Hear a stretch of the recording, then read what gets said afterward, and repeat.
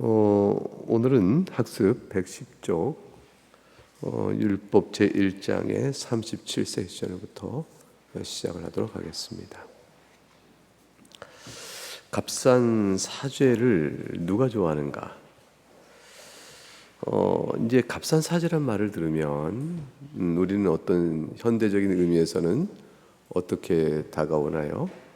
값싼 복음 이렇게 해서 그리스도께서 모든 죄를 사하셨으니 이제 우리가 임의로 살아도 되는 양, 하나님의 계명을 의식하지 않고 방자히 살아가는 또는 방종된 생활을 비판하면서 우리가 값싼 복음 이렇게 비판을 해 오곤 하죠. 이제 칼빈은 여기서 값싼 사죄를 좋아하는 사람이란 걸 어떤 의미로 쓰냐면, 죄값을 치르기 위해서 죄값을 치르고 죄의 용서를 받기 위하여 자신의 행한 선행이 필요하고 도움을 준다. 그러니까 자신이 행한 선행이 죄값 치르는 데에 일정한 값이 된다. 그리고 생각하는 사람을 값싼 사죄를 주장하는 자라 이렇게 말합니다. 왜냐하면 죄사함이라는 것은 사람이 행하는 선행의 값으로 치룰 수가 없는 것인데, 근데 죄사함을 마치 자신의 선행으로 치룰 수 있는 양 간주하며 죄사함 받기 위해 공로적 또는 가치적 의미에서 선행을 강조한다면, 그것은 자신이 추구하는 바라는 죄사함의 가치를 매우 값싼 것으로 바꿔버린다는 것이죠.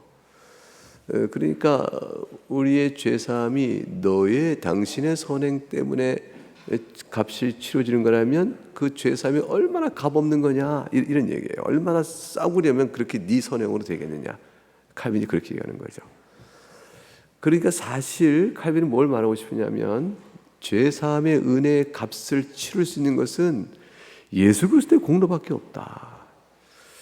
예수 그리스도의 공로에 무한한 공로요, 무한한 가치요, 그거 외에는 도무지 값을 치를 수 없는 것인데, 너의 선행으로 그 값을 치르겠다고 말하니 그럼 죄사함이 그렇게 값싼 것이냐, 이런 의미에서 값싼 사죄 이렇게 말하는 것이죠. 그러니까 현대적 의미에서 방종하게 살아가는 사람들의 태도를 비판하기 위해서 값싼 복음 이렇게 얘기하는 것과는 관점이 좀 다르다. 그런 것이에요.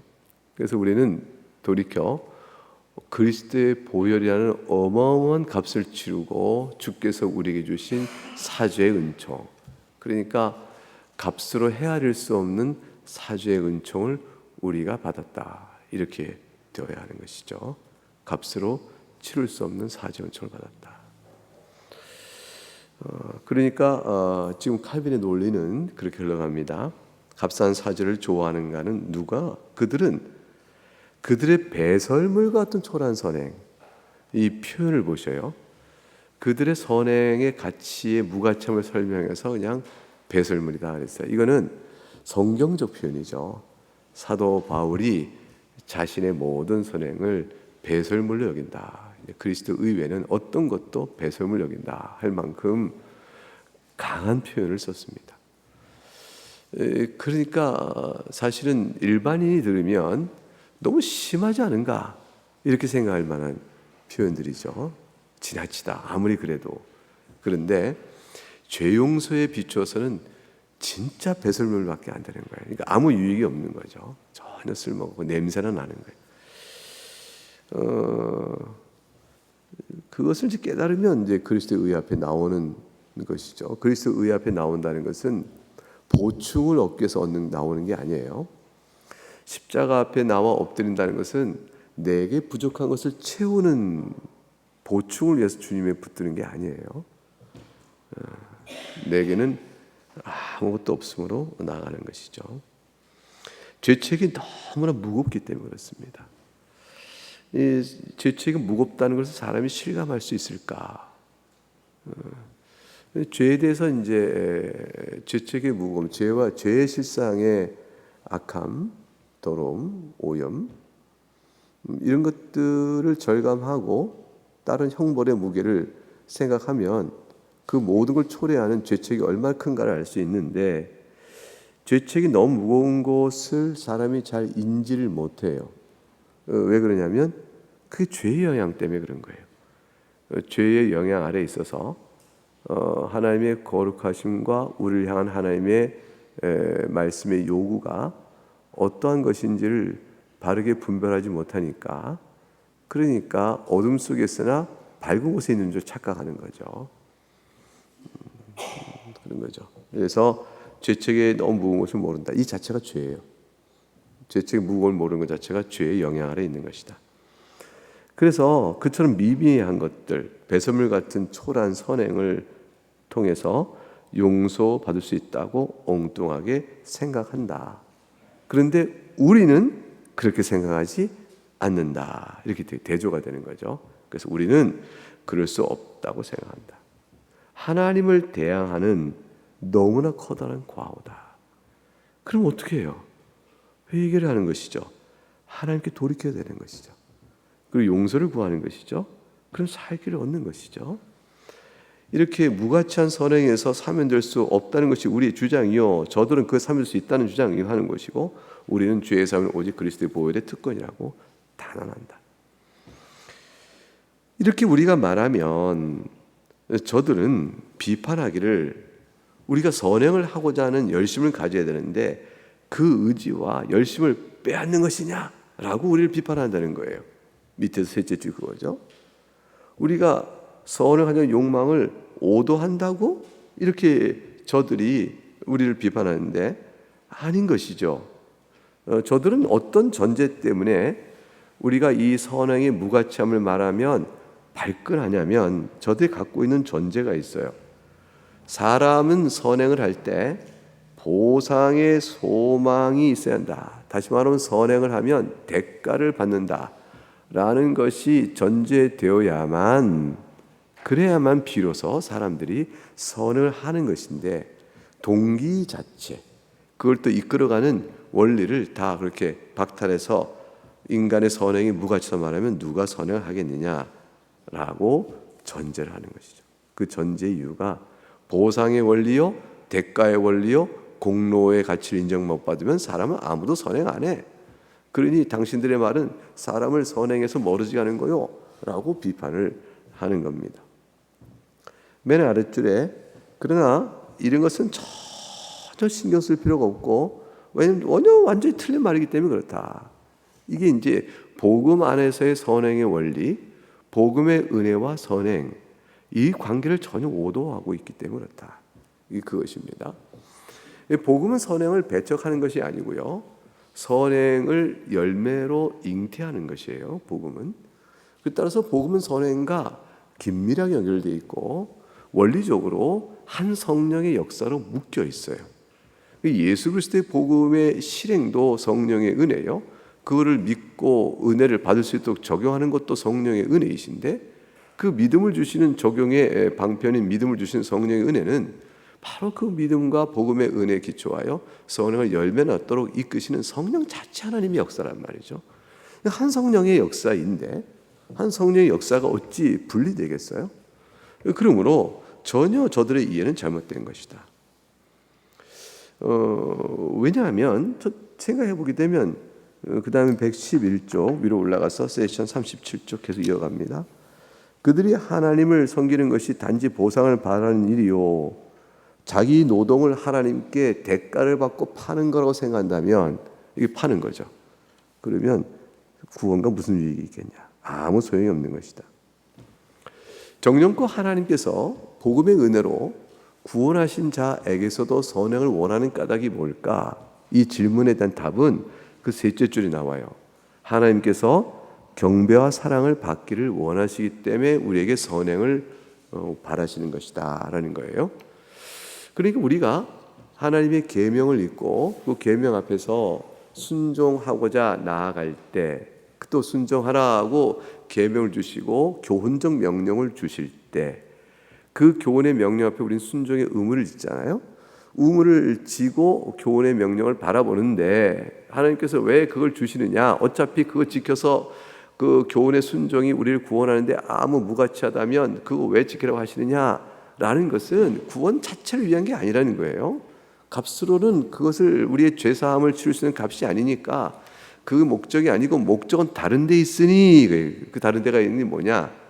하나님을 향한 경배와 사랑의 표현으로 하라는 거예요. 그러니까 하나님을 사랑하느뇨 순종하라. 내가 너희가 나를 사랑하는 줄을 내가 알겠노니 계명을 지킴으로 예수님께서 말씀하셨어요. 너희가 내 제자인 줄 알라 하셨어요. 계명을 지킴으로 너희가 하나님을 사랑한 줄 아노라 이렇게 되어 있어요. 그리고 이 계명은 다 하나님께서 그리스도의 보혈로 구원한 자에게 하나님의 사랑의 표시로 요구하시는 거예요. 하나님께서 우리에게 받고자 하는 사랑의 표시요 방식으로 나를 사랑해라 그 계명을 주시는 거죠. 그렇게 순종하여 선행을 이루는 거죠. 그게 바로 하나님을 영화롭게 하는 방법인 거죠. 하나님의 계명을 무시하고 외면하고 거부하면서 하나님을 영화롭게 한다. 뭘로 할 거예요? 뭘로? 말이 안 되는 거죠. 이게 그 얘기예요. 그 얘기. 그러니까 근데 중요한 게 앞에 표현이 있어요. 자유로우냐 말이죠. 자유로운. 이거 주셔야 돼요. 이 자유로우냐는 말은 뭐냐면 누가 자유로워요? 자유로운 경배와 사랑을 우리가 하나님 앞에 자유로우는 말은 내면 안에서 자원하여 자발적으로 해요. 그러니까 계명이라는 멍에와 억압 아래 이걸 지키지 아니하면 내가 의를 이룰 수 없고 그러면 구원을 이루지 못해라는 율법주의의 멍에 안에서 눌려서 행하는 것 말고 하나님을 기쁨으로 왜 기쁨으로 할 수 있어요? 먼저 베푸신 사랑 때문이죠. 먼저 베푸신 사랑 때문에 마음에 기쁨이 와 내 마음에 소원이 생겨 자원한 마음으로 하나님을 경배하고 사랑을 받기를 원하시기 때문에 하나님 그 사랑 안에서 선행을 바라시는 거예요. 이거는 이해가 어려운 게 아닙니다. 왜냐하면 죄와 비교하면 뚜렷이 대조가 되는데 우리가 죄를 자유롭게 자원하여 지는 것처럼 하나님께서는 우리를 구원하심에 하나님의 말씀을 그 의를 자원하여 자유롭게 행하기를 원하시는 거예요. 그러니까 죄를 전인격적으로 행하듯 하나님에 대한 사랑도 전인격적으로 하기를 원하시는 거죠.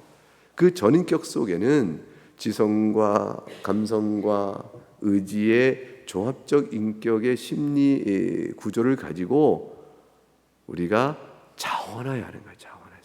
자원해서 생각으로 자원하고 마음으로 자원하고 의지의 결단도 자원하여 그걸 자유롭게 기꺼이 기쁨으로 이렇게 내어드리는 순종 하나님이 그걸 기뻐하시는 거예요. 그때 마음에 네가 나를 사랑한 줄 아노라 그러시는 거예요. 네가 나를 사랑한 줄 아노라 그러시는 거죠.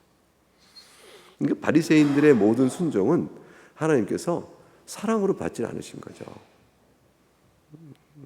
자기 자랑으로 자기 의로 행한 거니까 하나님께서 그 바리새인들의 순종을 보시고 네가 나를 사랑하노라 이렇게 안 받는 거예요. 이건 누가복음 15장에 탕자의 비유 있잖아요. 둘째 아들과 첫째 아들 비교해 보세요. 어느 아들이 훌륭한 아들이에요? 여러분의 아들 둘이 있는데 하나는 첫째 아들 같고 하나는 둘째 아들 같아. 어느 아들을 사랑해요? 첫째 아들 좋아하지. 부모 말하면 순종하고 뭘 해도 잘하고 그러잖아요. 아버지 명령을 내가 하나도 어긴 적 없다. 그런 자식 놔두면 얼마나 이뻐. 그치 호윤아? 그치? 네가 둘째 아들처럼 행해봐라. 엄마 아빠가 가만히 있냐? 난리가 날 거 아니야. 근데 네가 첫째 아들처럼 행하니까 엄마 아빠 막 기뻐하시지. 근데 하나님은 첫째 아들처럼 하는 지금 말씀을 기뻐한다고 말하고 있고 싶은 게 아니. 예수님 비유 속에는 참 엉뚱해요. 너무 반전이 일어나는 거죠. 사람은 하나님 앞에 첫째 아들이 없어요. 어느 사람이 하나님 앞에 첫째 아들일 수 있어요? 사람이 하나님 앞에 첫째 아들 행세하는 건요, 다 하나님 사랑을 모르고 하는 거란 말이에요. 그게 사실 인간 세계에서도 가만히 생각해 보면 이 비유 속에는 첫째 아들은 문제가 많은 게 뭘 모르냐면 아버지를 자원하여 영화롭게 하고 기쁘시게 해드리기 위하여 사랑의 마음으로 한 순종이 없어요. 첫째 아들에게는. 아버지가 명한 걸 내가 다 행했거늘 외적으로 보면 그렇게 자랑스러운 아들일 수 없고 칭송받을 아들일 수 없고 당신 아들 잘 뒀어요 라고 할 만한 아들인데, 그런데 실제로 아버지 마음에는 그 아들에게 너무 부족한 게 있는 거예요. 나는 아들에게 진심어린 효도를 받아본 게 없다. 난 저 아들하고 하나도 인격적 교제를 나눈 게 없어. 난 저 아들이 나를 사랑한 줄 모르겠다. 그게 남는 거잖아요. 첫째 아들에게는 아버지에 대한 사랑이 없어요. 근데 하나님은 이 사랑을 너무 원하셔요. 원하셔서 둘째 아들이 재산 달라고 허랑방탕 다 까먹고 거지로 돌아올 걸 알면서도 그걸 내줘버리는 거예요. 왜냐하면 그렇게 돌아오는 아들을 받으시는 아버지 사랑 앞에 둘째 아들은 아버지를 사랑하는 마음을 배우고 갖게 되거든요. 이 사랑을 알게 하는 데서 어떤 대가도 하나님 다 치르세요. 우리가 하나님을 자유로이 정말로 영화롭게 하고 사랑하기를 원하셔서 우리가 그렇게 될 수 있다면, 우리가 그렇게 되도록 만들기 위해서는 하나님 편에서 어떤 것도 행하세요. 그 어떤 것의 극치가 아들을 내어주는 것이잖아요. 그보다 더한 것이 어디 있겠어요. 그러니 그 사랑을 받고 복음 안에서 용서받았다 하고 하나님 앞에 나온 우리 신자가 계명 앞에서 어떻게 살아야 돼요? 계명 앞에서 어떻게 살아요? 내가 이거 지켰으니 나 죄사함 받을 만하다. 이런 말이 어떻게 마음에 작동될 수 있겠어요? 할 수 없는 거죠. 그 사랑 앞에서 무한한 가치야 그리스도 보혈의 은혜 앞에서 하나님께 내어드리는 자그마한 사랑의 표현 외에는 드릴 게 없죠. 그 사랑의 표현이 우리 가운데 예배를 사랑하고 말씀을 사랑하고 성도를 사랑하며 주의 나라의 본향을 사모하는 마음으로 모든 생활 속에 이렇게 신자다운 모습으로 살아가는 거잖아요. 오직 하나님 아버지께 감사하는 마음으로 할렐루야 요런다 그대로 다 주의 은혜로 죄사함 받는데 우리가 선언을 해야 될 이유가 뭡니까? 하나님 영원하게 감사하기 위함입니다. 요거 그대로 나오는 거예요. 여기서. 그러니까 잊지 마세요. 하나님은 어떤 하나님 앞에서 할 수 있는 모든 것을 하나님은 반드시 다 하신다. 우리에게 그 사랑을 받기 위해서. 그 사랑을 받기 위해서는요. 하나님은 우리의 성정을 아시기 때문에 우리의 인생과 믿음의 길을 다양한 방식으로 인도하셔요. 다양한 방식으로. 고난도 주시고 아픔도 주시고 시험도 주시고 괴로움도 주시고 또 바라는 것을 손에 못 쥐는 결핍의 아픔도 갖게 하시고 또는 박탈도 느끼게 빼앗김도 느끼게 하시고 때로는 따뜻한 봄날의 향기도 주시고 위로도 주시고 숨쉴 만한 공간도 열어주시며 마음 앞에 들어오는 내가 너를 사랑한다라는 이게 신령한 느낌도 이렇게 주셔요. 하나님께서는 그 사랑 얻기 위해서 하시는 거예요. 목적은 우리를 향하여 하나님을 향한 사랑을 그렇게 원하셔요. 그러기 위해서 하나님 하실 것을 다 하십니다. 창조주께서 우리가 뭔데? 내가 뭔데? 도대체 우리가 뭐예요? 무슨 존재 우리가? 우리가 뭔데요? 왜 그렇게 사랑하시냐고요? 내가 뭔데? 아무것도 아니거든요. 먼지요, 지푸라 아무것도 아닌데 왜 날 사랑하셔요? 내가 널 사랑한다. 아무 대답, 그거 외에는 아무 말 없어요. 내가 널 사랑한다. 그거가 유일한 답이에요. 그러니까 그 사랑을 아마 평생 알아가는 게 신앙생활이 아닌가 싶어요.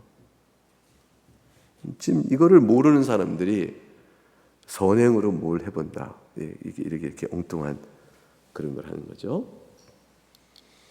그래서 111쪽에 가게 되면 그 위에 넷째 줄, 그래서 예배자는 하나님께 인정하신 예배자, 하나님이 기뻐하시는 예배자는 어떠냐 했더니 보상의 모든 소망이 다 끊어져도 이래 봐야 아무것도 얻을 게 없어.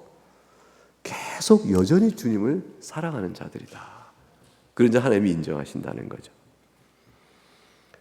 만일 사람들이 선행을 위한 동료가 필요해, 보상이 필요해, 이거 공로 인정받아야 돼, 많은 그런 주장을 할 수 있다면 바울 사도의 말을 들어볼까?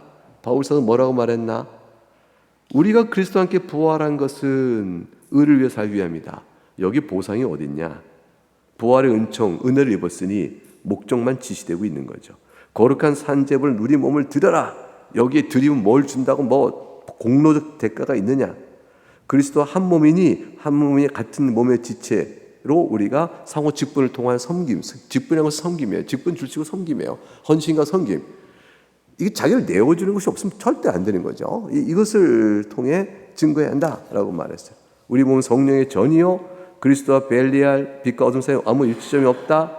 우리 뜻은 하나님 뜻은 우리의 거룩함이요 우리가 불법적인 욕망을 삼가는 것이다. 죄의 속에 자유로 얻는 것을 의의 종이 되기 위함이다. 다 마땅히 되를 당위적인 것 외에는 어떤 말을 더하느냐라는 거예요. 여기에 어떤 우리의 보상을 위하거나 우리에게 주는 어떤 공로적 가치를 부여한 게 있느냐 말이에요.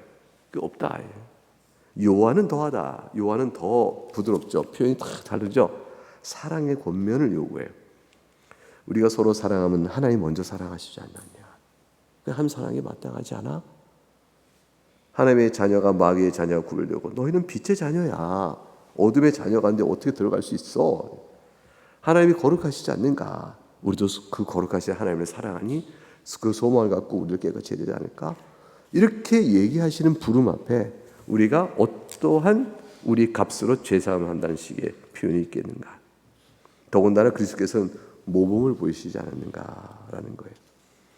성경의 몇몇 구절이 이와 같은 맛을 다 보여줬는데 아마 이걸 더 나열한다면 한없이 될 거다고 말하고 있습니다. 그래서 111장 맨 아래줄부터 사도들이 쓴 것을 잘 보면 모든 선행을 함에 있어서 하나님의 사람을 온전하게 하고자 하는 권면의 내용을 가만히 보니까 권면 그렇게 해라라는 것이죠. 책망 그러지 않을 땐 야단도 치시죠. 또 위로 그렇게 행할 때 받는 수고와 애씀이 있을 때 위로도 주시죠. 그리고 잘하는 사람에게 잘했다 독려도 해주셔요. 그런데 이것들 선행을 향한 주의 말씀의 여러 표현들 가운데 없는 게 있다. 이 뭐냐면 공로라는 것이죠. 수고하였다. 네가 그러하니 네 죄 사함을 네가 받을 만하구나. 네 공로가 죄 사함을 이루기에 가치가 있다. 이런 식의 표현이 성경에는 전혀 없다. 오히려 반대로 하나님께서 영광을 받으셔야 하지 않겠느냐. 이렇게 얘기한다는 거죠. 이게 성경적 해설이죠. 하나님의 영광을 위하여 우리가 선행의 신자됨에 열심을 해야 될 거 아닙니까? 라고 말했더니 그게 잘 마음에 닿지 않아서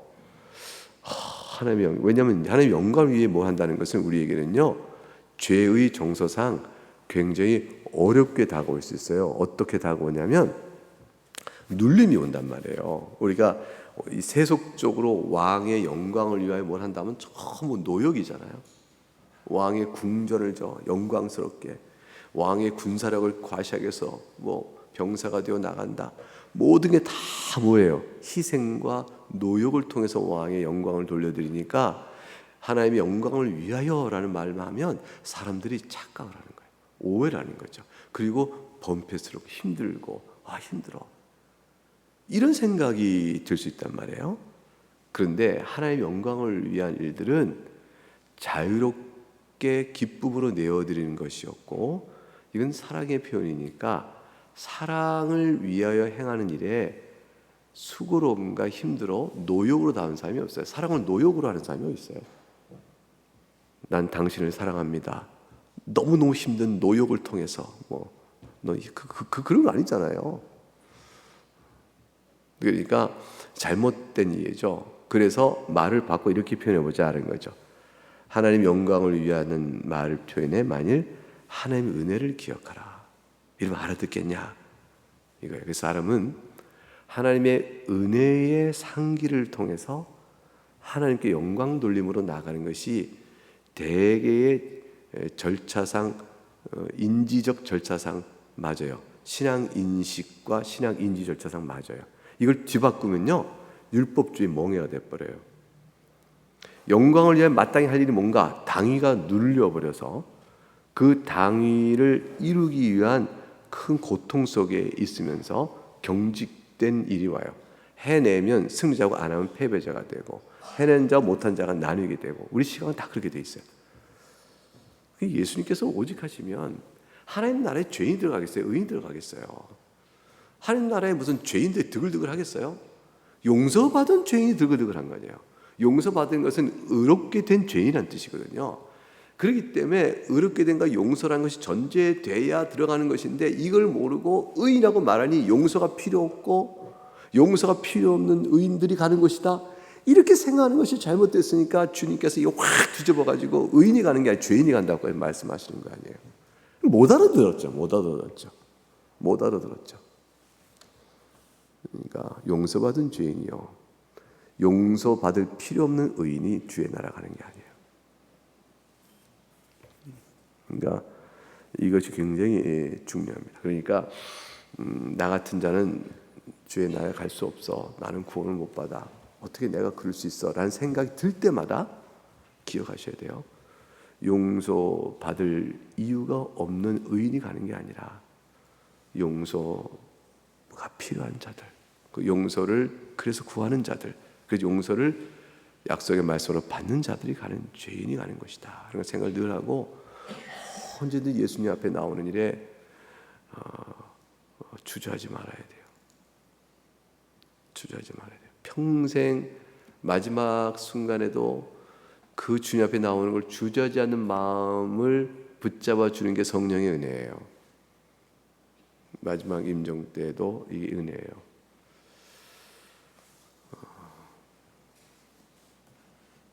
그래서 하나님의 사랑하여 행한 모든 열심과 헌신이 왜 이렇게 작게 보일까요? 여러분이 성도로 살아가면서 얼마나 주님을 사랑하셔요? 사랑하셔서 얼마나 이렇게 여러분의 생활과 많은 부분에서 주님께 영광롭게 하려는 의지적 노력도 하시잖아요. 어떤 것이 다 그렇잖아요. 여러분이 교회를 위해 생하는 일 다 그것이고 생활도 다 그런 거란 말이에요. 근데 그것이 분명히 전에보다 더욱더 확실해지고 견고해지고 잘하고 있어요. 성장하고 있단 말이죠. 여러분은 다 성장하고 있어요. 성장을 하시고 있어서 여러분 자기 성장을 보셔요? 잘 못 보나요? 성장을 하고 있는데 근데 왜 이렇게 작아지는지, 그 성장이 분명히 됐는데 왜 그렇게 작게 보이는지 몰라요. 은혜가 커지는 만큼 내가 성장한 것에 대한 감사가 커지는데 그래도 그것이 자꾸 작아 보여요. 더 작아 보여요. 은혜가 작다는 게 아니라 은혜는 큰데 내가 한 일이 작아 보이는 거예요. 하나님 은혜는 계속 커가고 내가 한 일은 작아 보이고 내가 한 일은 점점점 작아 보여요. 옛날엔 내가 이만큼 했어, 하나님 은혜로 이만큼 했다, 하나님 은혜로 이만큼 했다, 하나님 은혜로 내가 이만큼 했다, 하나님 은혜로 내가 이만큼 했다, 그 내가 이만큼 했다가 커 보이기, 하나님 은혜로 하나님 은혜 때문이야, 이렇게 다 은혜에 돌리는데 내가 이만큼 했다가 커 보였는데 요게 바뀔 때가 와요. 하나님 은혜로 한 것이니 내가 한 것은 없어, 내가 한 것은 너무 작아, 하나님 은혜로 된 거야. 은혜의 자랑이 점점 커져가는 거예요. 그래서 그렇게 돼가요. 이게 분명히 더 했는데 인식의 변화가 오는 거죠. 선행에 대한 의미도 같은 거라 그거죠. 그래서 위에서 셋째 줄 내려오면 하나님의 은혜를 기억하면 충분히 잘 해낼 수 있을 것이다. 이러한 사람들은 공로를 강조함으로 율법에 대한 노예적이고 강요된 순종을 요구하여 거짓되게 말하기를, 우리는 그들과 동일한 길을 가지 않기 때문에 선행을 격려할 아무런 근거가 없다고 한다. 자, 우리는 선행을 격려할 근거가 없나요? 더 완전하고 확실한 근거가 있죠? 그게 뭘까요? 하나님께서 베푸신 은혜에 대한 각성 안에서 하나님을 기쁘시게 해드리는 것. 자, 그거예요. 그래서 그 밑에 줄, 맨 밑에 줄, 그 고린도후서 9장 7절을 같이 읽어볼까요? 성경 구절 시작. 즐겨내는 자를 사랑하시며 인색함으로 억지로 내는 것을 금지하신다. 이게 연보를 할 때도 마찬가지죠. 여러분 헌금 하나님 연보할 때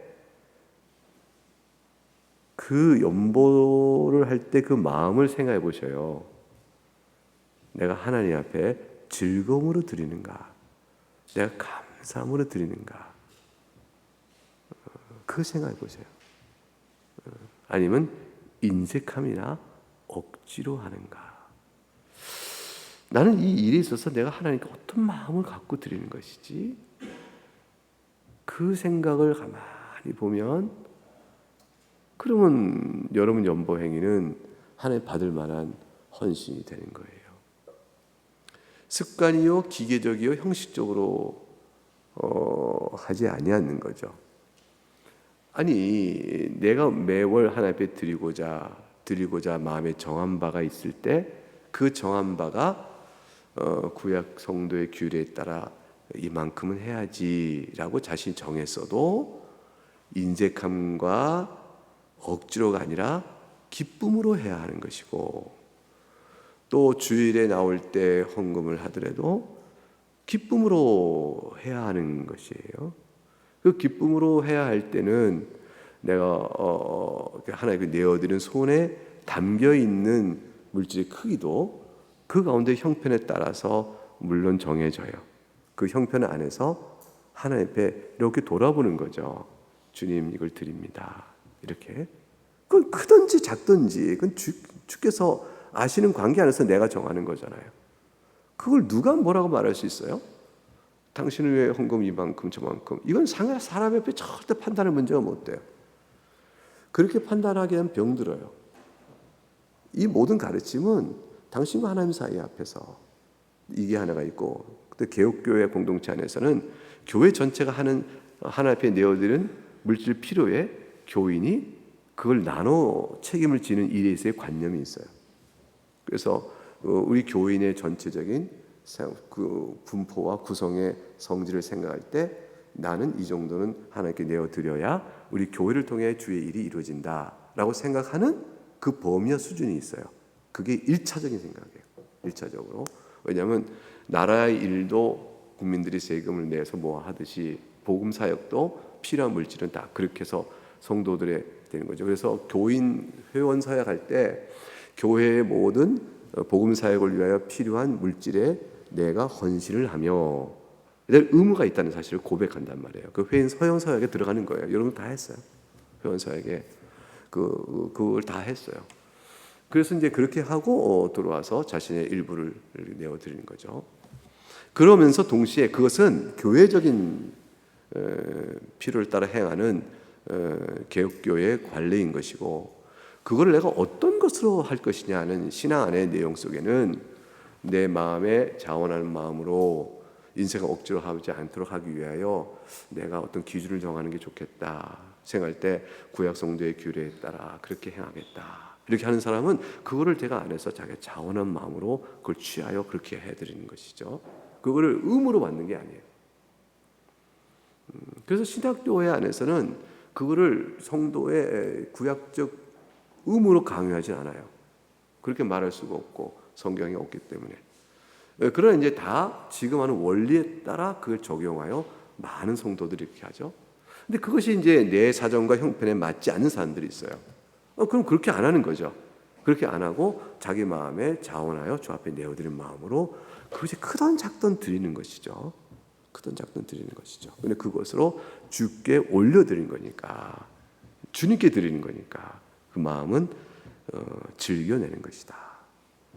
근데 이 즐겨낸다는 것은 뭐 우리가 놀이할 때 이거 재밌다, 이거 즐겁다 그것이 아니고 기꺼이란 뜻이에요. 마음에 원하여 기꺼이 내어드리는 것이다. 이런 거예요. 이것이 이제 이게 요 고린도후서 요 대목이 이제 연보돈과 관계된 거기 때문에 연보에 관한 얘기를 했는데, 시간과 여러 은사도 마찬가지예요. 그리고 교회 안의 봉사, 섬기는 이 작은 일, 교회 안도 얼마나 사실 봉사할 게 많아요. 시간과 그다음에 자기 은사를 다하는 것, 그리고 생활 속에서 하나님의 말씀에 순종하여 주를 영원하게 위하여 내가 행할 바가 뭔가를 위하여 희생하는 것, 이게 다 희생이 필요하거든요. 근데 이런 것들도 다 똑같아요. 즐거운 마음으로 해 나가는 것이 중요하다. 교회 일을 하고 상처받으면 참 어렵죠. 근데 상처는 원래 있어요. 인간관계 일에 그런 게 어떻게 있어요. 근데 손해가 와요. 즐겨하지 아니하면 나중에 인정 못 받는 보상의 심리에 상처가 와요. 내가 이렇게 했는데 왜 아무도 못 알아줘? 아니 지들은 뭐 했다고 내가 이거 한 거 잔소리를 해? 왜 한마디씩 토를 하고 하는 거야? 아 이럴 수 있지. 나 이 정도 했다고. 이런 식의 이제 그 교회가 이제 불안전하니까 그런 소리가 들린단 말이에요. 그럼 막 우라가 침이죠. 내가 뭐 때문에 이거 하는데, 이런 식의 생각이 들죠. 근데 그건 이제 화가 나면 그걸 다 쏟아부게 되면 그간의 수고가 참 헛되게 돌아가요. 너무 마음이 아파요. 그러지 않는 것이 좋다. 그래서 감당할 만큼 하되, 그러나 즐겨하고, 그리고 놓을 때는 내려놓고, 또 다른 이의 도우심을 받아가며 서로 의지해가는 거예요.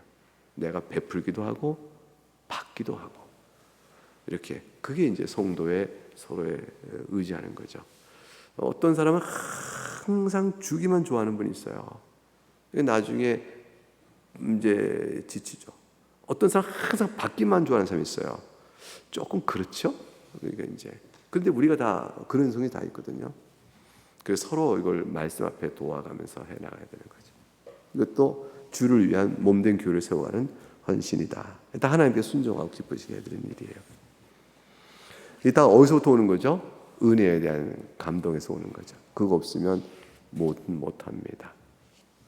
직분을 통해서 이 일들이 이루어지기도 하고, 직분이 아니라 사실 재직교회 맡은 여러 부서적 활동을 통해서 이루어지고, 작은 일, 큰 일 가릴 것도 없죠. 다 착한 마음, 다시 말하면 주님을 사랑하는 마음으로 하는 것이라. 어떤 일이든지. 이 일에 있어서 제일 위험한 사람은 목사다. 목사는 그야말로 사꾼되기 딱 좋잖아요. 이중성이 있잖아요. 목사는 신자의 삶도 있지만 직업적 삶도 있잖아요. 그러니까 목사 참 위태로워요. 진짜 하나님을 사랑하는 마음으로 일을 하지 않고 습관이요 직업으로 그냥 툭툭툭 해나갈 수가 있는, 너무 위태로워요. 그래서 마음 단속이 필요하다.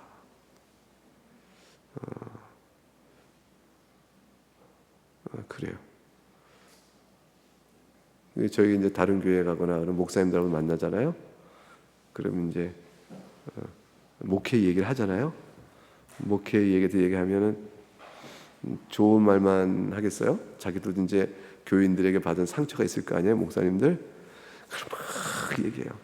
여자들 모여서 시집 막 흉보듯이 목사님 모여서 막 우리 교회는 막 이런 분들 계셔서 이러면 그랬어? 말도 막 우리 교회는 더해. 여러 기도 해요. 그러면 싹 풀어진 다음에 우리가 무슨 말 했지?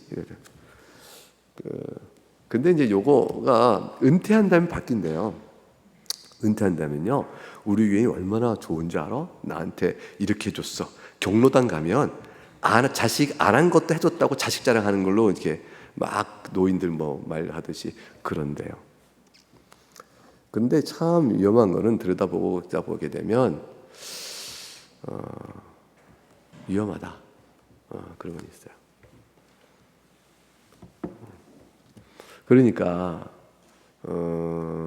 우리 교인, 제가 뭘 말씀드리면 직분과 하나님을 향한 헌신이라는 것은 그렇게 하나님 은혜로 향하는 것인데 삐끗하면 참으로 낙심될 수 있다. 이제 이런 얘기예요. 그러니까 뭐냐면 무엇을 해놨다고 하나님 앞에 자랑하고 내세울 게 없다라는 것이죠. 내세울 게 없다. 그것을 말씀드리는 거예요.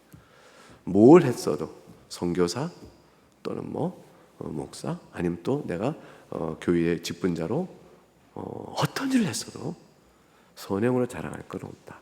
주께서 베푸신 그 자체가 사랑받음이라 생각하고 주를 사랑하니 내가 기쁘다. 이렇게 생각하고 나가는 것이 합당하다라는 것이죠. 네, 기도하겠습니다.